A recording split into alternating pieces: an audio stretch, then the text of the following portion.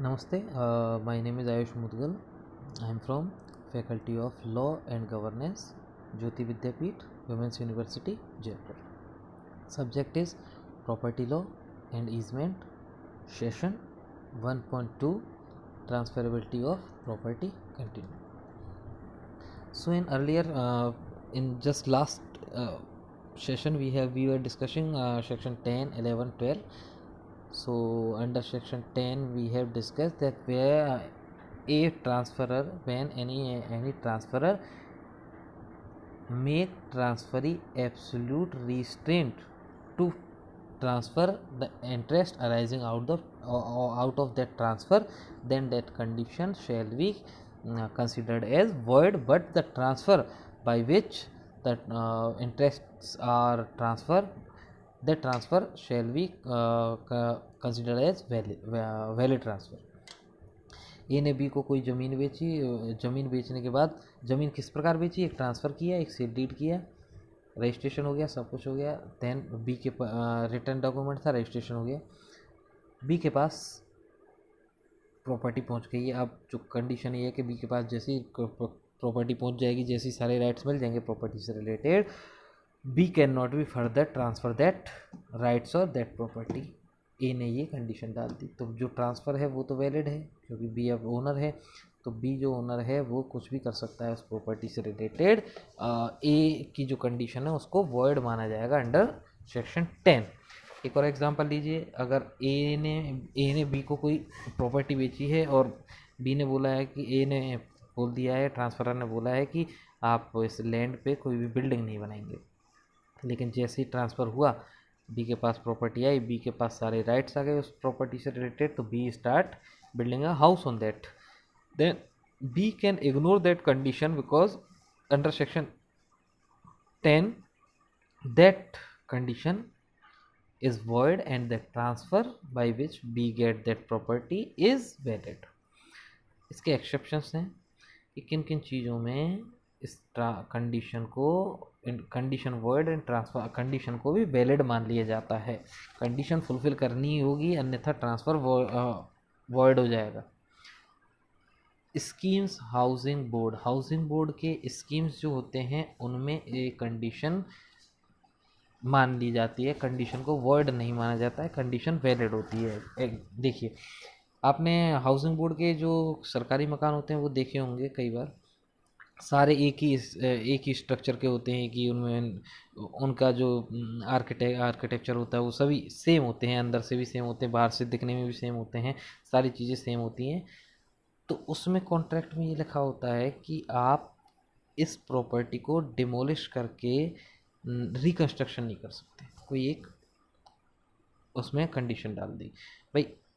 एक पार्टी है housing board जो कि एक पब्लिक ऑफिस है, ठीक है।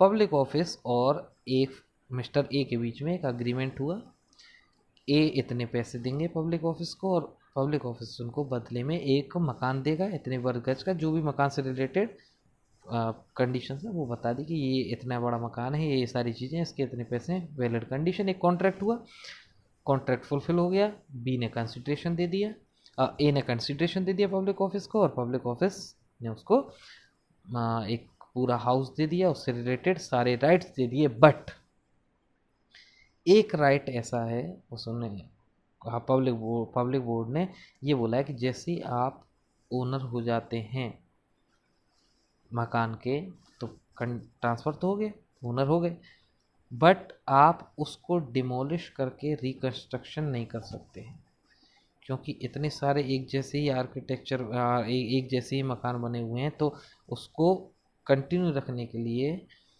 उसको उस कंडीशन डाल दी जाती है कि आप डिमोलिश करके फिर से रिकंस्ट्रक्शन नहीं कर सकते हैं। तो स्कीम हाउसिंग बोर्ड एक एक्सेप्शन है इस कंडीशन का, ठीक है। तो अगर उसने डिमोलिश कर दिया तो उसके जो ट्रांसफ़र है वो वॉइड हो जाएगा, तो इसलिए डिमोलिश नहीं कर सकते हैं। एक एक्सेप्शन ये है। फैमिली सेटलमेंट्स में कई कंडीशन डाल दी तो कंडीशन फुलफिल करनी पड़ेगी ट्रांसफ़र को वैलिड बनाए रखने के लिए। इसके अलावा एक इम्पोर्टेंट कॉन्सेप्ट है कि अंडर दिस अगर कोई पारसी क्रिश्चियन और ज्यूज़ या यहूदी महिला है, उसके साथ कोई ऐसा कॉन्ट्रैक्ट किया जा रहा है, तो उस कॉन्ट्रैक्ट में उस स्त्री को जब भी कोई चीज़ ट्रांसफ़र की जा रही है, उसके साथ कोई भी कंडीशन सब्सिक्वेंट डाल दी जाती है कि आप इसको फर्दर एलिनेट नहीं कर सकती हैं। ये एक्सेप्शन है। इनमें डाला इन महिलाओं को अगर कोई भी प्रॉपर्टी ट्रांसफ़र की जा रही है, कौन कौन सी, पारसी, क्रिश्चियन एंड ज्यूज़, इन महिलाओं को अगर कोई भी प्रॉपर्टी ट्रांसफ़र की जा रही है कि बट उसके साथ एक कंडीशन ये है कि जैसे ही आप इस प्रॉपर्टी की मालिक बनेंगी, आप इस प्रॉपर्टी को फर्दर एलिनेट नहीं कर सकती। फैमिली रिलेटेड कोई भी अगर इश्यूज़ हैं, फैमिली रिलेटेड कोई भी सक्सेशन रिलेटेड अगर कोई इशू है, उसके थ्रू उसको ट्रांसफ़र प्रॉपर्टी हुई है, तो उसमें कंडीशन डाली जा सकती है। अगर उस महिला ने उस कंडीशन का फुलफ़िल नहीं किया, तो ट्रांसफ़र जो है वो वॉइड हो जाएगा। ट्रांसफ़र को वैलिड बनाने के लिए कंडीशन को फुलफ़िल करना पड़ेगा। ये सेक्शन 10 का एक्सेप्शन है। एक केस हुआ, इसमें क्या था कि सिर्फ 3 ही पारसी, क्रिश्चियन और ज्यूज़ ही थे उस समय तक। हिंदू, मुस्लिम और बुद्धिस्ट 3 महिलाओं के प्रति ये कंडीशन का एक्सेप्शन नहीं था। सेक्शन 10 के अंडर ही तीनों महिलाएं आती थी, तो एब्सोल्यूट एलिनेशन का जो राइट है वो उन महिलाओं के ऊपर एप्लीकेबल नहीं होता। एक केस था John Vallamattom versus union of India AIR 1997। इस केस में सेक्शन 10 में जो डिवाइडेशन है कि ये महिलाएं कर सकती हैं, इन महिलाओं के प्रति आप स्टॉप कर सकते हो, इन महिलाओं को स्टॉप कर सकते हो फर्दर एलिनेशन के लिए, लेकिन हिंदू, मुस्लिम और बुद्धिस्ट को स्टॉप नहीं कर सकते फर्दर एलिनेशन के लिए।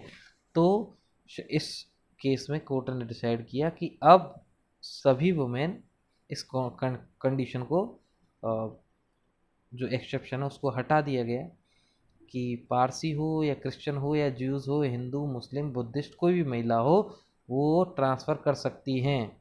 इस एक्सेप्शन को हटा दिया कि सेक्शन 10 के अंडर कोई ऐसी कंडीशन आपने डाल दी है ट्रांसफ़रर ने कि आप फर्दर ट्रांसफ़र नहीं कर सकते, तो वो इनवैलिड होगी, कंडीशन वॉइड होगी, ट्रांसफ़र वैलिड हो जाएगा। अब आप ये भी नहीं ले सकते कि ये तो क्रिश्चियन वुमेन है, इसके लिए इसके संदर्भ में तो हम कंडीशन डाल सकते हैं, नहीं। एक जॉन वेलेमेटन केस के अंडर ये बोल दिया गया कि all women can transfer the condition which is imposed by transferor regarding the absolute alienation, that condition shall be void. You are not obligated to fulfill that condition, so transfer will be valid. Now section 11 में क्या है, whether any restriction is against interest created and restrictions regarding particular manner or use, then such condition are void and transfer is valid. एक transfer कर दिया गया है, property transferor ने transferee को दे दिया गया है, लेकिन ट्रांसफरर ने एक कंडीशन डाल दी है कि ट्रांसफरी उस चीज़ का यूज़ एक पर्टिकुलर मैनर में ही लेगा या उसको पर्टिकुलर यूज़ के लिए ही इस्तेमाल करेगा, तो दैट कंडीशन इज़ वॉइड। ए ने बी को लैंड बेचा, अब बी जो ट्रांसफरी था वो ओनर हो गया बी का लैंड का। ए ने एक कंडीशन डाली कि आप इस लैंड का यूज़ सिर्फ खेती के लिए करेंगे, एग्रीकल्चर लैंड के लिए करेंगे, या फिर कोई भी मान के चलिए कि आप इस पर सिर्फ बिल्डिंग्स ही बना सकते हैं, ये कंडीशन है। या पर्टिकुलर मैनर में यूज़ करने का उसको बताया कोई भी चीज़ कि आप इसको इसी प्रकार यूज़ कर सकते हैं, आप इस पर घर ही बना सकते हैं। लेकिन अब बी के पास सारे राइट्स हैं, बी उस मैनर को फुलफिल, जो भी कंडीशन है पर्टिकुलर मैनर में यूज़ करने की, उसको फुलफिल करे ना करे, बी की मर्जी है। B is not obligated to fulfil that particular condition for using that particular property in a particular manner or use that particular use।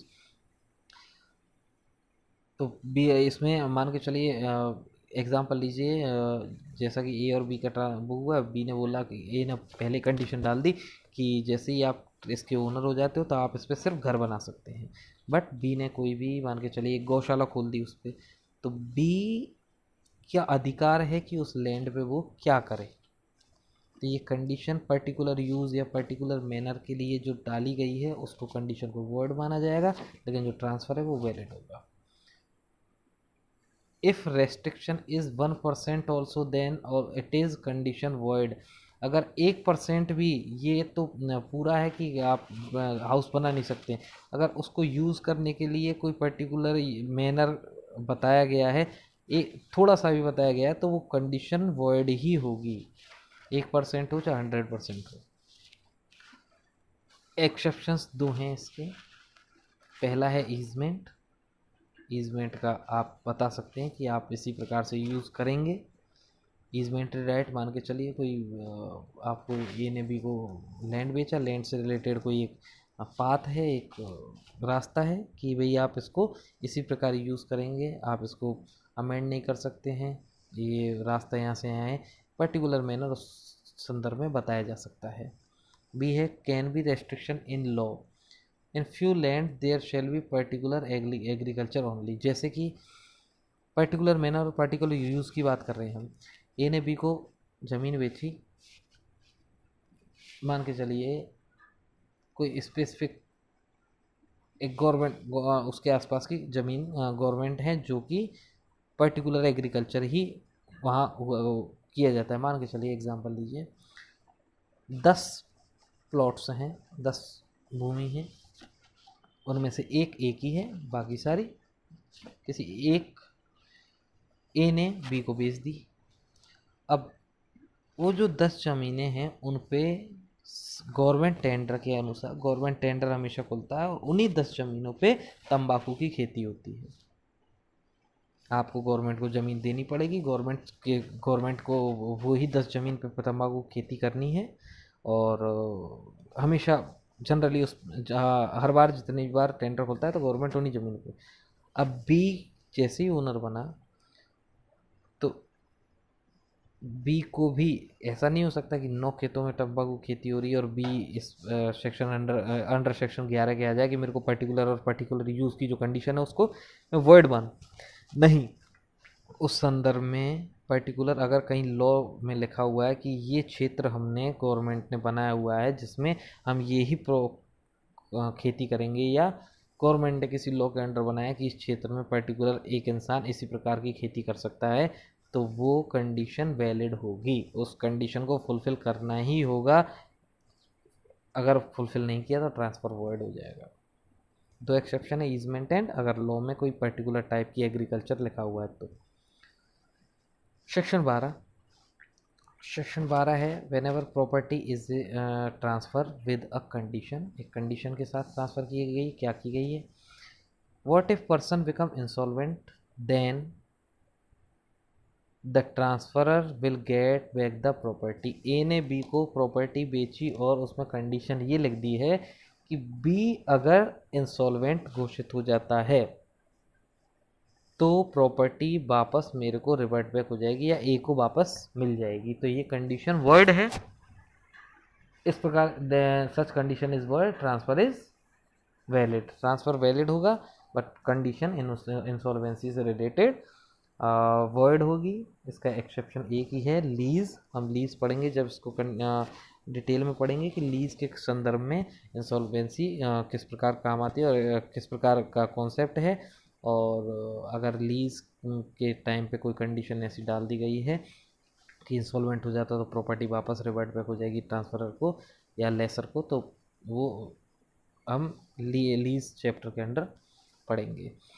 ये 3 कंडीशंस हमने पढ़ी, सेक्शन 10, सेक्शन 11 और section 12। Condition void, transfer valid के अंदर ये आप तीनों पे एक गोला बना के लिख लीजिए कि 10, 11, 12 are dealing with the concept of condition void but transfer is valid. Section 10 और 11 में क्या अंतर है? सेक्शन 10 में जो मैंने बताया था कि ट्रांसफ़र एलिनेट नहीं कर सकता, फर्दर ट्रांसफ़र नहीं कर सकता है, और सेक्शन 12 में पर्टिकुलर यूज़ और पर्टिकुलर मैनर के बारे में बताया था। डिफरेंस क्या है? सेक्शन 10 के संदर्भ में जो ट्रांसफरर और ट्रांसफरी है उसमें एब्सोल्यूट ट्रांसफ़र हो सकता है और पार्शियल ट्रांसफ़र भी हो सकता है, उसके बाद कंडीशन डाली जा सकती है। बट सेक्शन 11 में पहले तो एब्सोल्यूट ट्रांसफ़र होगा और उसके बाद उसका पर्टिकुलर यूज़ या पर्टिकुलर मैनर की बात होगी। तो बस इतना सा डिफरेंस है। सेक्शन 10 में एब्सोल्यूट ट्रांसफ़र हो सकता है, उसके बाद कंडीशन डाली जा सकती है, या फिर पार्शियल ट्रांसफ़र भी हो सकता है, उसमें भी कंडीशन डाली जा सकती है। सेक्शन 11 में हमेशा एब्सोल्यूट ट्रांसफ़र होगा।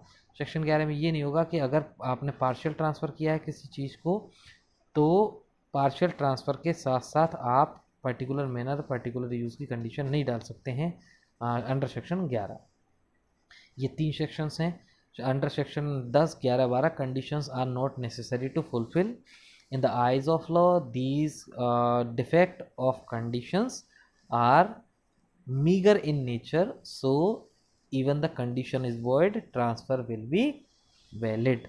In next chapter we are in next lecture we will discuss section from section 13, 14 and so on. Thank you.